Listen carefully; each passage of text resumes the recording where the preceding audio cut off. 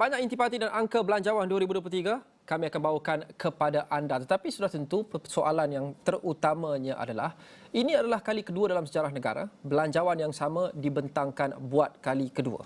Jadi secara semula jadinya persoalannya adalah apa yang berbeza berbanding belanjawan 2023 atau bajet 2023 yang dibentangkan 4 bulan lepas pada Oktober 2022 oleh Datuk Seri Ismail Sabri Yaakob. Ini antara intipati. Apa yang berbeza kalau kita bandingkan dua bajet ini atau dua belanjawan ini? Seperti yang kita sudah maklumkan sebentar tadi, peningkatan secara keseluruhan untuk bajet kali ini jumlahnya adalah yang tertinggi dalam sejarah. Pada waktu bajet 2023 dibentangkan pada Oktober lepas oleh bekas Perdana Menteri, pada ketika itu bajet ini adalah bajet yang terbesar dalam sejarah. 372.3 bilion ringgit. Dan jumlah ini telah pun diatasi oleh bajet yang diumumkan oleh Perdana Menteri ke-10 Datuk Seri Anwar Ibrahim sebanyak 388.1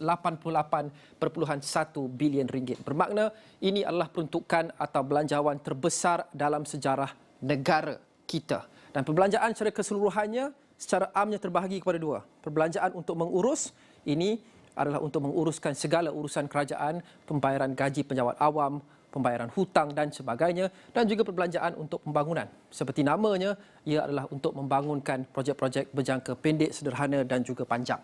Jadi perbelanjaan mengurus juga meningkat daripada lebih 272 bilion sewaktu bajet 2023 Perdana Menteri ke-9 kepada 289.1 bilion ringgit. Begitu juga dengan perbelanjaan pembangunan yang amat dititik beratkan oleh ramai penganalisis di luar sana. Ramai yang meminta supaya duit ini bukan saja kita gunakan untuk mengurus, tapi kita peruntukan yang sihat diberikan kepada pembangunan. Kita saksikan peningkatan 2 bilion ringgit di sini, Awal Datuk Seri Anwar Ibrahim, peruntukan pembangunan, perbelanjaan pembangunan naik ke 97 bilion ringgit. Kementerian yang mendapat peruntukan tertinggi masih lagi sama, walaupun amountnya sedikit berbeza.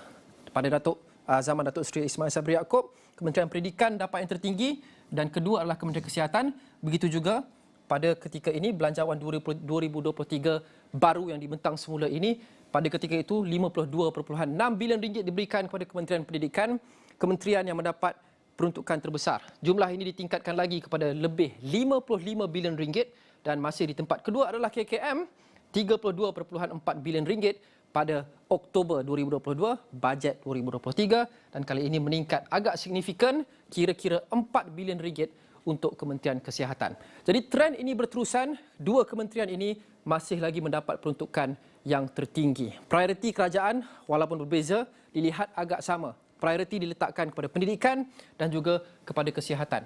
Banyak lagi yang kita akan kongsikan selepas jam 8 malam nanti. Tapi ini sedikit preview dan sedikit intipati. Sudah tentu ini antara yang paling dinanti-nantikan oleh ramai setiap kali bajet atau belanjawan dibentangkan.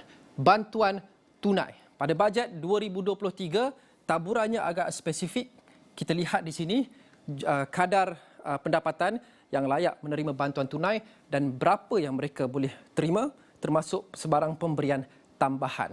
Tapi masih lagi kurang jelas pada belanjawan 2023 yang dibentangkan pada hari ini. Apa yang hanya dinyatakan dalam teks adalah isi rumah berpendapatan kurang RM2,500 layak menerima sumbangan sehingga RM2,500 bergantung kepada bilangan anak. Kalau kita bergantung kepada ayat ini saja, ia kira-kira sama. Kalau kita lihat pada bajet 2023 yang dibentangkan pada Oktober tahun lepas, RM2,500 ini adalah jumlah maksimum yang diterima oleh seseorang penerima tertakluk sama ada dia memenuhi sesetengah syarat.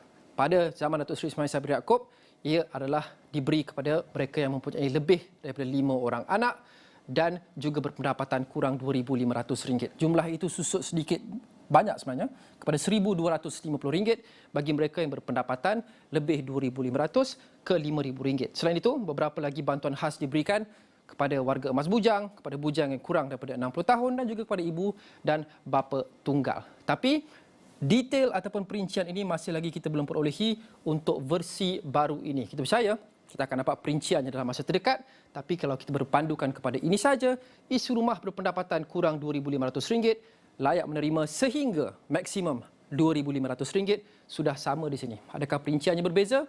Itu kita tunggu dan lihat. Banyak lagi yang kami akan kongsikan, tapi itu akan kita lakukan dalam Sinar Awani selepas jam 8 malam nanti. Sudah tentu, bercakap berkenaan dengan belanjawan, yang paling penting adalah pemegang taruhnya suara rakyat